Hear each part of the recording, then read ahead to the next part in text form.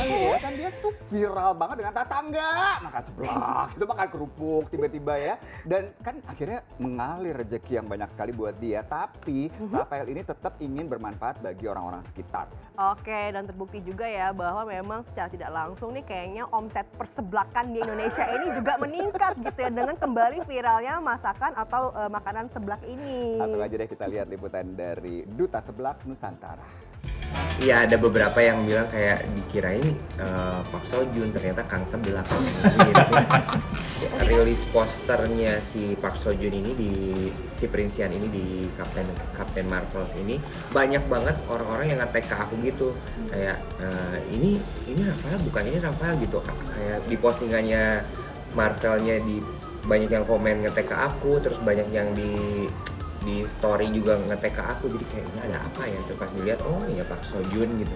Terus, maksudnya karena rame banyak yang nge-tagin, jadi ya udah aku bilang kayak boleh juga sih datang maksudnya dengan cosplay dan pengen tahu juga emang mirip itu ya aku sebenarnya. Sekian banyak komen, pasti ada yang nyelip yang kayak mirip dari mana sih gitu, tapi kan maksudnya ya pandangan orang pasti berbeda-beda, jadi ya aku membebaskan lah orang-orang mau nilai aku oh ternyata mirip, ternyata enggak kan, itu pun juga ya aku didadarin seperti itu juga kan cuman kayak sekedar untuk hiburan aja, untuk iseng-iseng aja gitu.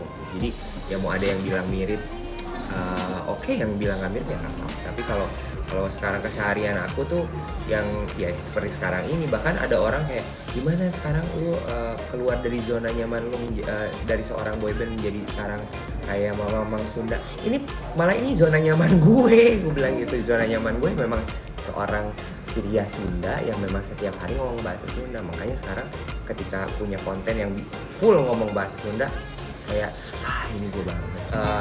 Followers baru aku tuh tahu aku punya boyband gara-gara ada si Seblak ini gitu. Jadi sekarang kebanyakan kalau misalnya ketemu orang-orang juga nggak nanya Kak gimana Smash masih ada atau enggak, gimana Seblak, bawa Seblak nggak gitu. Jadi kayak hampir 90% nanyanya soal Seblak. Tapi dari situ kadang-kadang aku suka selipin konten-konten di mana aku manggung sama anak-anak. Oh ternyata Mamang Seblak tuh dulunya anak boyband gitu. Oh ternyata Mamang Seblak personil boyband gitu. Jadi anak-anak pada tahu sekarang.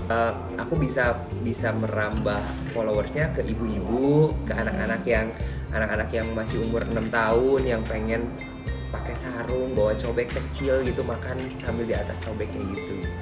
Seneng lah pasti. Tapi dapat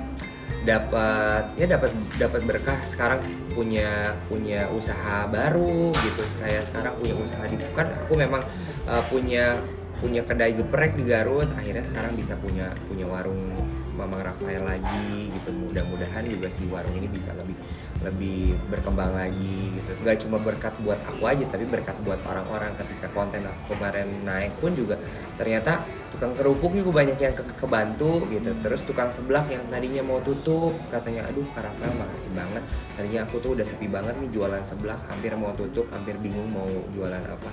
Ternyata masukin menu seblak ala Rafael ini ternyata ramai lagi.